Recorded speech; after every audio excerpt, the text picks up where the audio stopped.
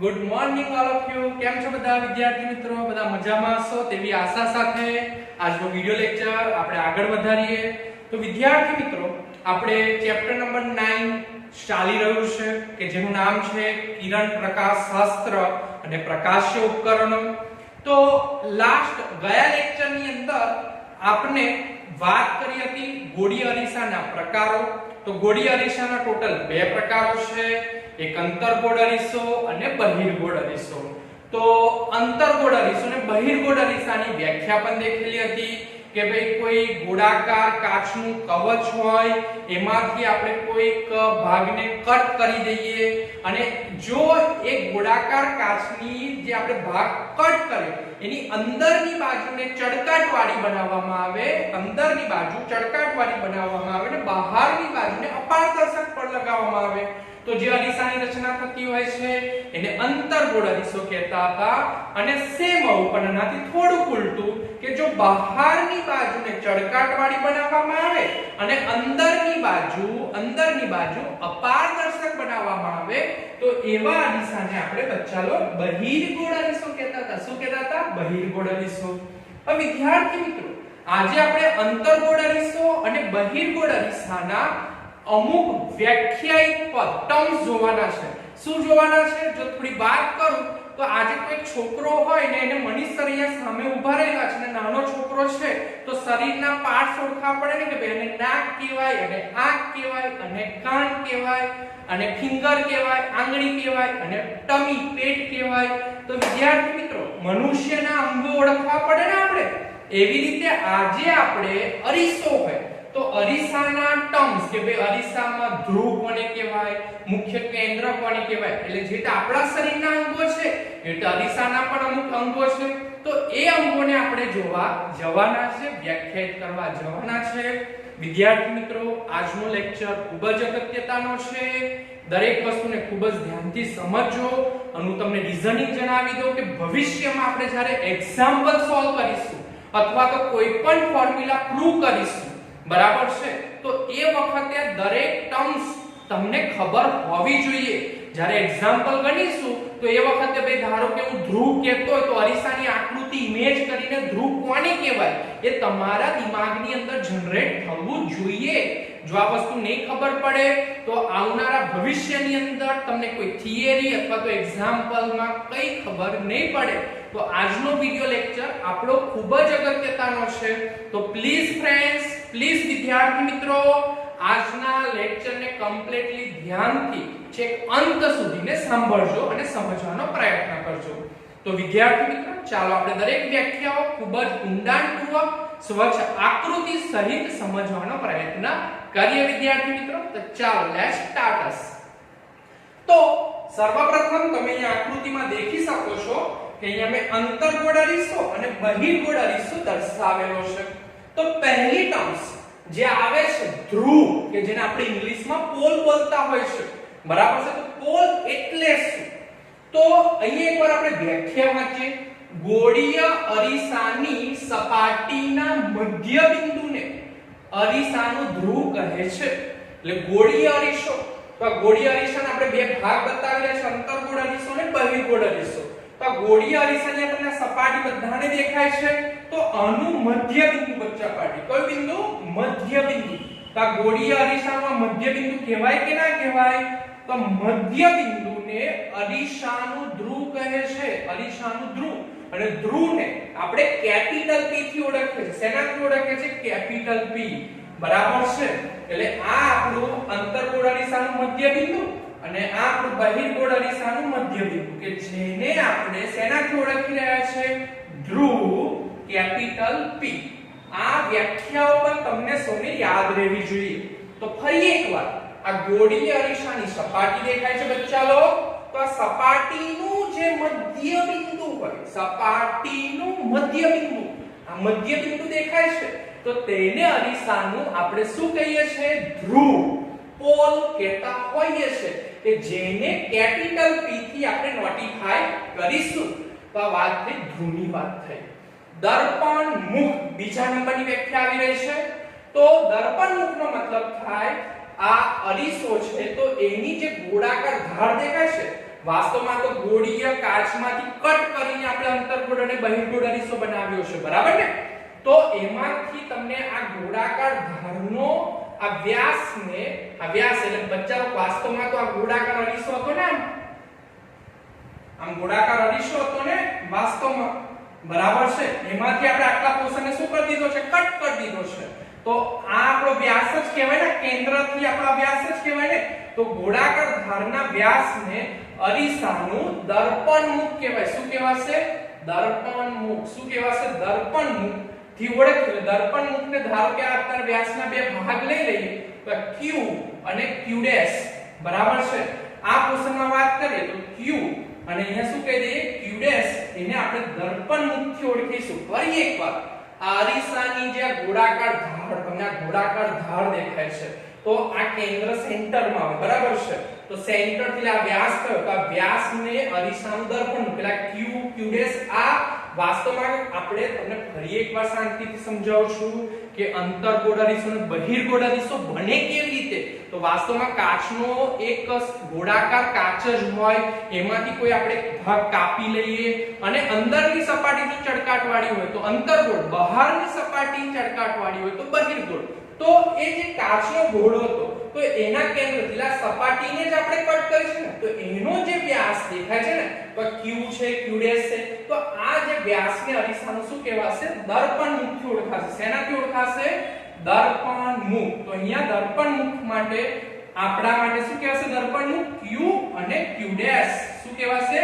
Q અને Q dash, જે આપણા આકૃતિમાં દર્પણમુખ છે. હવે વાત કરવા જઈ રહ્યા છે, ખૂબ જ અગત્યતાની વ્યાખ્યા આવી રહી છે, વક્રતા કેન્દ્ર. વક્રતા કેન્દ્ર. તો વક્રતા કેન્દ્રની પહેલા એકવાર વ્યાખ્યા જોઈ લઈએ કે ગોળીય અરીસો જે ગોળાકાર કવચનો ભાગ, તે કવચના કેન્દ્રને વક્રતા કેન્દ્ર કહેવાય છે. એટલે ગોળીય અરીસો ને અંતર્ગોળ અરીસો ને બહિર્ગોળ અરીસો છે. આ બનાવવામાં કેવી રીતે આવે? ફરી એકવાર વાત કરીએ કે કોઈ એક ગોળાકાર કાચ હતો, બરાબર છે? આ ગોળાકાર શું હતો? આપણો કાચ હતો. આ ગોળાકાર કાચની એક સપાટીને આપણે શું કરી નાખી? કાપી નાખી. અંદરની સપાટી, ફરી બોલી રહ્યો છું કે ચળકાટવાળી કરવામાં આવેલી હોય તો અંતર્ગોળ અરીસો, બહારની સપાટી ચળકાટવાળી કરવામાં આવે તો બહિર્ગોળ અરીસો. પણ વાસ્તવમાં ગોળીય આ અરીસો જે દેખાય છે, એનો જે ગોળાકાર કવચનો જે ભાગ દેખાય છે, Q અને Q ડેશ, તો અહીંના ભાગના કવચનું જે કેન્દ્ર, તો આ કેન્દ્ર, આખા વર્તુળનું કેન્દ્ર અહીંયા હોય કે ના હોય બચ્ચા લોકો? બરાબર છે? તો આ જે કેન્દ્ર છે ને, આ કેન્દ્ર, બરાબર છે? તો કવચના ભાગના કેન્દ્રને વક્રતા કેન્દ્ર, વક્રતા કેન્દ્ર આપણે શેનાથી નોટિફાઈ કરીશું? C, બરાબર છે? C થી ઓળખીશું. શેનાથી ઓળખીશું? C થી. સિમ્પલ વસ્તુ છે કે જ્યાં ગોળીય અંતર્ગોળ કે બહિર્ગોળ અરીસો બનાવવામાં, આ બહિર્ગોળ અરીસો કે અંતર્ગોળ અરીસો બનાવવામાં આવે છે, એ વાસ્તવમાં એક કાચનો ગોળાકાર આપણો અરીસો હોય, એના એક સપાટીને કાપી નાખીએ, પણ આ સપાટીનું જે કેન્દ્ર હોય, જે ગોળાકાર અરીસાનું જે ગોળાકાર કવચનો ભાગનું જે કેન્દ્ર હોય, કવચના કેન્દ્રને વક્રતા કેન્દ્ર C કહે છે. પણ આપણે અત્યારે આ પોર્શન સમજાવવા માટે આ તો અહીંયાથી કટ કરી દઉં છું. ચાલો, તો આ વક્રતા કેન્દ્ર C પણ ખબર પડી. ચાલો, ઓકે. હવે વાત કરીશું મુખ્ય અક્ષ, બરાબર છે? મુખ્ય અક્ષ. તો મુખ્ય અક્ષ એટલે કે આ ધ્રુવ અને આ વક્રતા કેન્દ્ર C, એમાંથી પસાર થતી કાલ્પનિક રેખા, એટલે કે ધ્રુવ અને C માંથી પસાર થતી કાલ્પનિક રેખા તમે સૌ દેખી રહ્યા છો.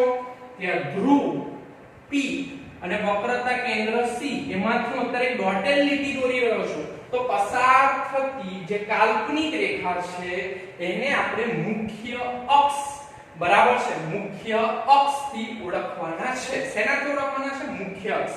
તો બચ્ચા લો, આ આપણી થઈ ગઈ મુખ્ય અક્ષ. આ C શું થઈ ગયો આપણો? C ને આપણે કીધું, અહીંયા નામકરણ પણ કરી દઈએ. C ને કીધું વક્રતા કેન્દ્ર કીધું, અને આપણે કીધું ધ્રુવ. નીચે પણ આના માટે નામકરણ લખી દઈએ. નામ કીધું આપણે ધ્રુવ, આનું નામ કહી દીધું વક્રતા કેન્દ્ર. અને ધ્રુવ અને વક્રતા કેન્દ્રમાંથી પસાર થતી જે કાલ્પનિક રેખા છે, એને આપણે શેનાથી ઓળખી રહ્યા છે? મુખ્ય અક્ષ. એનાથી ઓળખી રહ્યા છે મુખ્ય અક્ષ. ચાલો આટલી વસ્તુ સમજ પડી કે ના પડી? હવે આપણે થોડાક આગળ વધીએ. પેરેક્શિયલ કિરણ તો અરીસાની અક્ષ, એટલે મુખ્ય અક્ષને અમુકવાર અરીસાની અક્ષથી પણ ઓળખતા હોઈએ છે. તો અરીસાની અક્ષની નજીકથી પસાર થતા કિરણો કે જે અરીસાની અક્ષને સમાંતર હોય, એટલે અત્યારે અહીંયા બતાવી રહ્યો છું.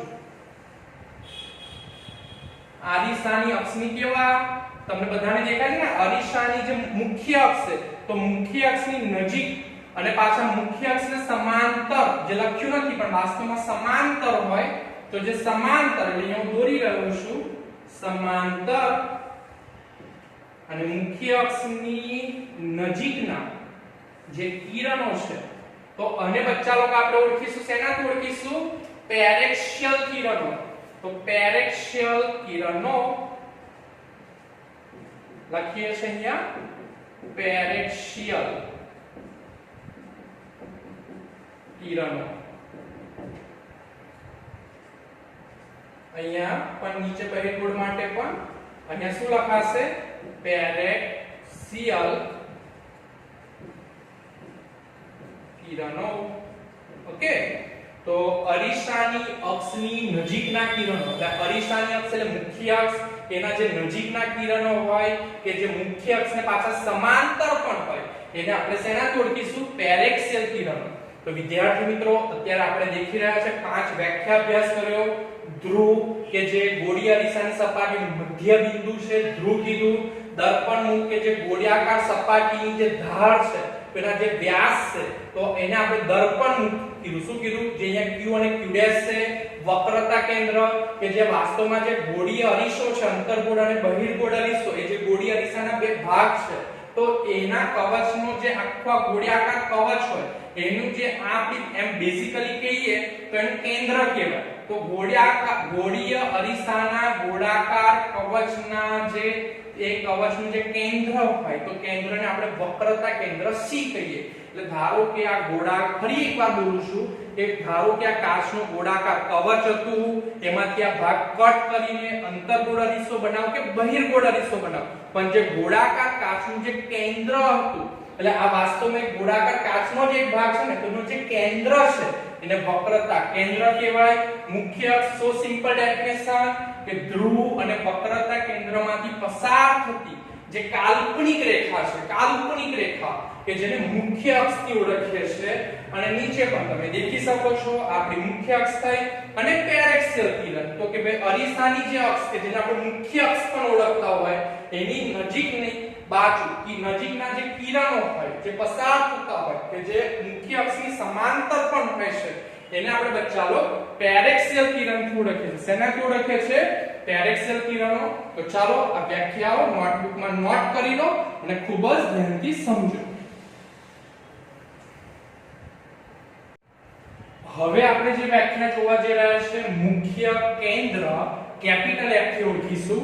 તો અંતર્ગોળ અરીસા માટે અહીંયા વાત કરીએ તો અંતર્ગોળ અરીસાની જે આ મુખ્ય અક્ષ કે તમને વચ્ચે ભૂરા રંગની ડોટેડ લીટી દેખાય છે, તો મુખ્ય અક્ષને જે સમાંતર કિરણો કે જેને આપણે ઓળે પેરેક્શિયલ કિરણો કીધા, તો અત્યારે પેરેક્શિયલ કિરણો શું થઈ રહ્યા છે?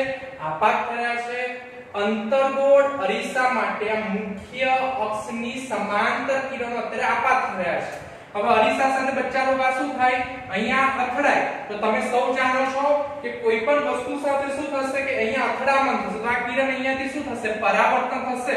તો આ જે મુખ્ય અક્ષને જે સમાંતર કિરણો અહીંયાથી પરાવર્તન પામીને, બરાબર છે, પરાવર્તન પામે અત્યારે તમને દેખાય છે કે જો અહીંયાથી આ પરાવર્તન પામ્યું, અહીંયાથી તમે દેખી રહ્યા છો આ કિરણ અહીંયા પરાવર્તન પામી રહ્યું છે, અહીંયાથી અથડાઈને આમ પરાવર્તન થશે અને અહીંયાથી પણ તમે દેખી રહ્યા છો કે આ પરાવર્તન થઈ રહ્યા છે. તો પરાવર્તન પામીને જે અત્યારે ફરી એક વાર બોલું કે અત્યારે જે મુખ્ય અક્ષને સમાંતર કિરણો અહીંયાથી શું થઈ રહ્યા છે? પરાવર્તન પામી રહ્યા છે. આનું પરાવર્તન અહીંયા, આનું પરાવર્તન દેખી શકો છો, પરાવર્તન અહીંયા થઈ રહ્યું છે. પરાવર્તન પામીને એ મુખ્ય અક્ષના જે બિંદુ આગળ, મુખ્ય અક્ષના જે બિંદુ આગળ કેન્દ્રિત થતા હોય, કેન્દ્રિત થતા હોય, શું થતા હોય? કેન્દ્રિત થતા હોય તેને બચ્ચા લોગ આપણે ઓળખીએ છીએ મુખ્ય કેન્દ્ર કેપિટલ F થી ઓળખતા હોય છે. શેનાથી ઓળખતા હોય છે? મુખ્ય કેન્દ્ર કેપિટલ F.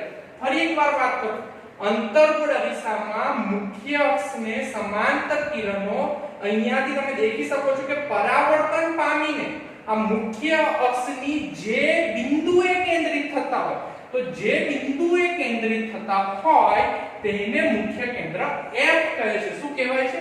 F કહે છે. બહિર્ગોળ અરીસા માટે દેખીએ, સેમ એના જેવું જ છે.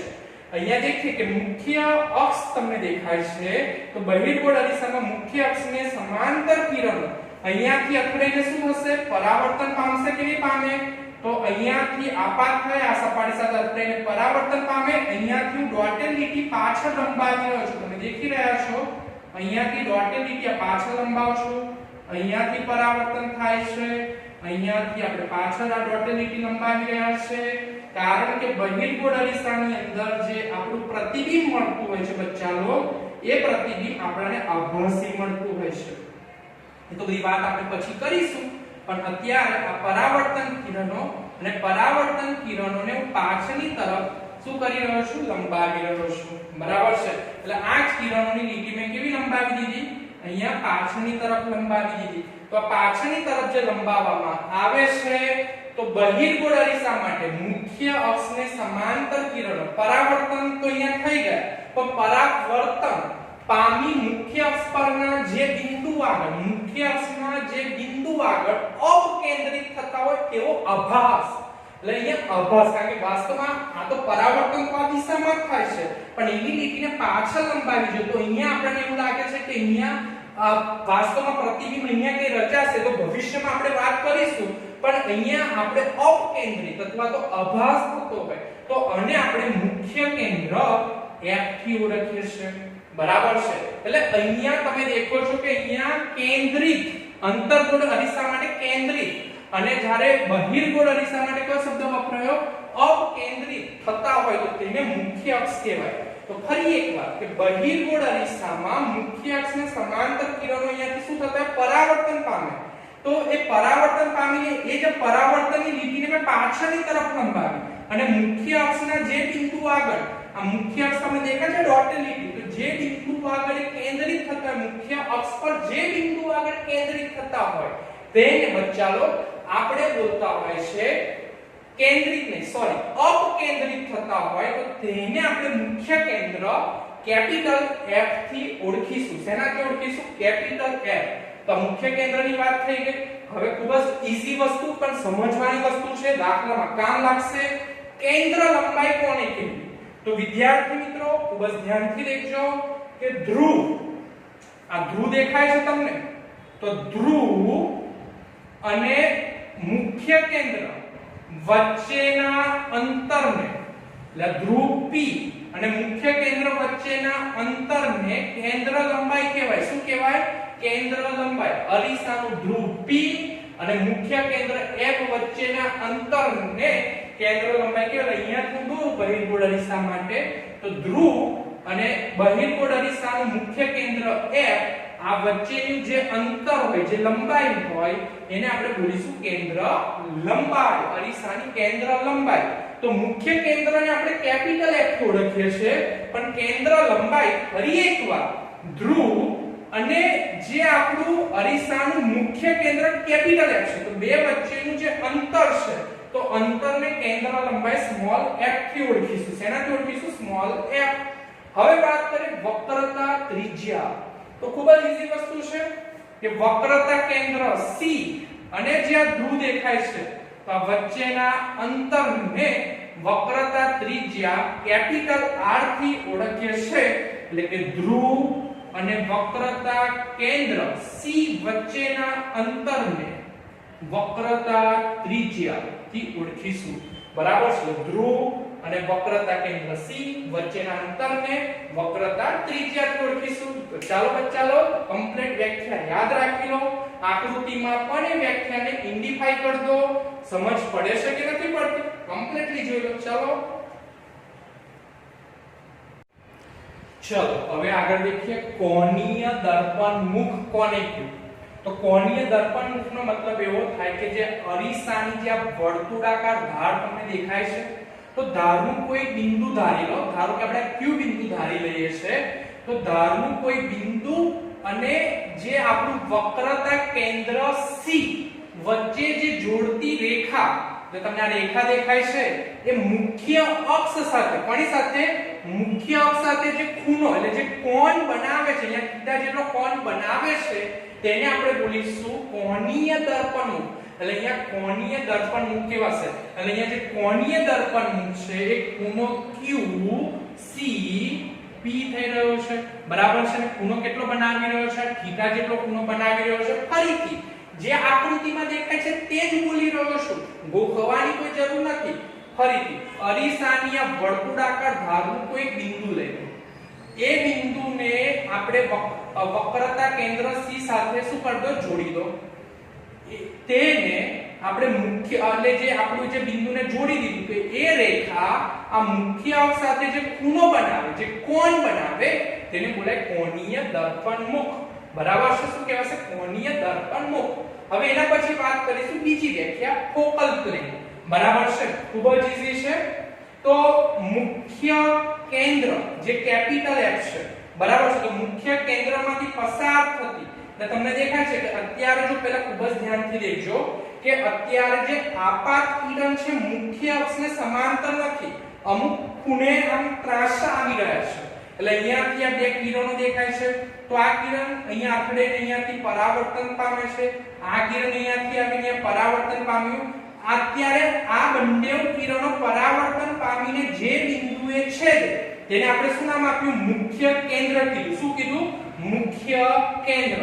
તો પરાવર્તિત કિરણો જે મુખ્ય કેન્દ્રના જે બિંદુએ છેદે છે, બરાબર છે, શાંતિથી સાંભળજો, મુખ્ય કેન્દ્ર કેપિટલ F તથા જે પરાવર્તિત કિરણો જે બિંદુએ છેદે, તમને દેખાય છે પરાવર્તિત કિરણો જે બિંદુએ છેદે છે, તો કેપિટલ F, બરાબર, અને મુખ્ય અક્ષ કે જે આવ્યું એને લંબ દિશામાં હોય. કેવી દિશામાં હોય? એટલે આ જે ખૂણો બનતો હોય લંબ બનતો હોય, તો લંબ હોય તો તેવું જે સમતલની રચના કરીએ અને આપણે બોલતા હોય છે ફોકલ પ્લેન, કે જે આકૃતિમાં A B C D જે સ્મોલ લેટરમાં લખ્યું છે ફોકલ પ્લેન છે. એટલે ફરી એકવાર મુખ્ય કેન્દ્રમાંથી પસાર થતું, એટલે જે પરાવર્તિત કિરણો છે મુખ્ય કેન્દ્રમાંથી પસાર થતું, અને આ મુખ્ય અક્ષના કેવું છે? અહીંયા લંબ. તો લંબ હોય તો તેવા સમતલને બચ્ચાલો આપણે ABC જે સ્મોલ અહીંયા બતાવેલું છે એને કહીશું ફોકલ પ્લેન. તો આ થઈ આપણી વ્યાખ્યાઓ. બરાબર છે? આ વ્યાખ્યાઓ ખૂબ જ શાંતિથી સરસ રીતે સમજો વિદ્યાર્થી મિત્રો. હવે થોડી આપણે આગળ વાત કરીશું અંતર્ગોળ અરીસો અને બહિર્ગોળ અરીસા માટે આપણે સંજ્ઞા પ્રણાલી જોઈશું. હવે સંજ્ઞા પ્રણાલી ખૂબ જ આઈએમપી છે. જેવી રીતે ચેપ્ટર નંબર 3 પ્રવાહ વિદ્યુતની અંદર કિર્ચોફના નિયમ માટે આપણાને સંજ્ઞા પ્રણાલી ત્યાં યાદ રાખવાની જરૂર પડે. જો સંજ્ઞા પ્રણાલી આવડે તો જ દાખલા આવડે, તમે જોયું હશે. તો એવી જ રીતે આપણે અરીસાના દાખલા ગણવા હોય એના માટે તમને સંજ્ઞા પ્રણાલી યાદ રહેવી ખૂબ જ જરૂરી છે. ખૂબ જ જરૂરી છે. તો પહેલા આટલી વ્યાખ્યા યાદ રાખી લો, પછી હવે સંજ્ઞા પ્રણાલીને પણ ખૂબ જ ધ્યાનથી આપણે અભ્યાસ કરીએ. તો ચાલો પહેલા વ્યાખ્યા નોટ ડાઉન કરી લો. ચાલો વિદ્યાર્થી મિત્રો, તો હવે આપણે ગોળીય અરીસા માટેની સંજ્ઞા પ્રણાલી કે જે ખૂબ જ અગત્યતાની છે તેના પર અભ્યાસ કરીએ. તો અત્યારે મેં અંતર્ગોળ અરીસો બતાવેલો છે. અંતર્ગોળ અરીસા માટેનું જે મધ્ય બિંદુ કે જેને આપણે ધ્રુવ P કહીએ છીએ, વક્રતા કેન્દ્ર C અને વક્રતા ધ્રુવ અને વક્રતા કેન્દ્રમાંથી પસાર થતી કાલ્પનિક રેખા કે જેને આપણે કીધું મુખ્ય અક્ષ. આગળ આપણે ઓલે જ વ્યાખ્યાનો અભ્યાસ કર્યો. તો હવે ધ્યાનથી સમજજો કે આપણે બધા અંતર, એક્ઝામ્પલ તરીકે આપણે ભવિષ્યમાં આપણે દેખીશું કે અરીસાની સામે કોઈ વસ્તુ મૂકીશું, બરાબર છે, તો વસ્તુને આપણે U થી ઓળખવાના છે. એની વાત હું પછી કરીશ, પણ ધારો કે અરીસાની સમક્ષ મેં કોઈ વસ્તુ અહીંયા આવી રીતે મૂકી દીધી, તો જો આપણે અહીંયા વસ્તુ મૂકી દીધી તો આપણે હવે આ વસ્તુ અને અરીસા વચ્ચેનું અંતર માપવું છે, બરાબર છે. તો જે અંતર માપવાનું થશે તો હંમેશા કોઈ પણ અંતર ધ્રુવથી માપવાનું. ક્યાંથી માપવાનું? ધ્રુવથી.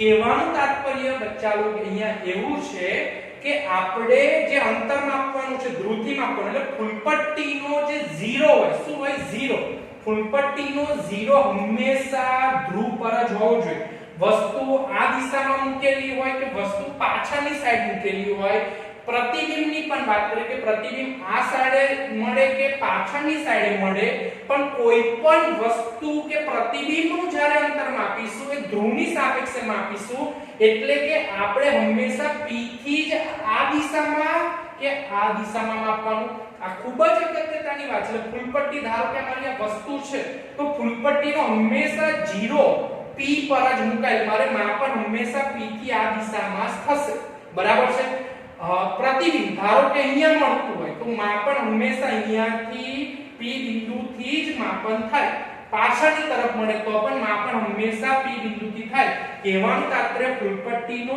0 જે હોય એ હંમેશા p બિંદુ પર હોવો જોઈએ એટલે કોઈ પણ વસ્તુનું જે માપન છે એટલે બધા જ અંતરો અરીસાના ધ્રુવ p થી માપવામાં આવે છે એટલે માપન હંમેશા p થી જ કરવું ખૂબ જ ધ્યાનથી વાત સાંભળો બરાબર હવે દેખીએ કે હવે કોઈ પણ ધારો કે અત્યારે કોઈ વસ્તુ દેખાય છે બરાબર છે તો અહીંયા દેખો ધ્યાનથી કે આ વસ્તુ હોય તો એ અરીસાની સામે મૂકી દો ધારો કે હું અહીંયા અરીસાની સામે હું ઊભો થઈ ગયો તો મારામાંથી અરીસા તરફ શું જશે આપાત કિરણ જશે કે નહીં જાય અને અરીસો મને મારું શું બતાવશે પ્રતિબિંબ બતાવશે બરાબર છે તો આપાત કિરણની દિશામાં મપાયેલા અંતરો એટલે આપાત કિરણ તો અત્યારે આ દિશામાં જો હંમેશા આપાત કિરણ અંતર્ગોળ અરીસો હોય આંતરગોળ અરીસો હોય કે બહિર્ગોળ અરીસો હોય ધ્યાનથી સાંભળો અહીંયા અત્યારે મેં કોઈ વસ્તુ મૂકી દીધી આ વસ્તુ મૂકી રહ્યો છું અહીંયા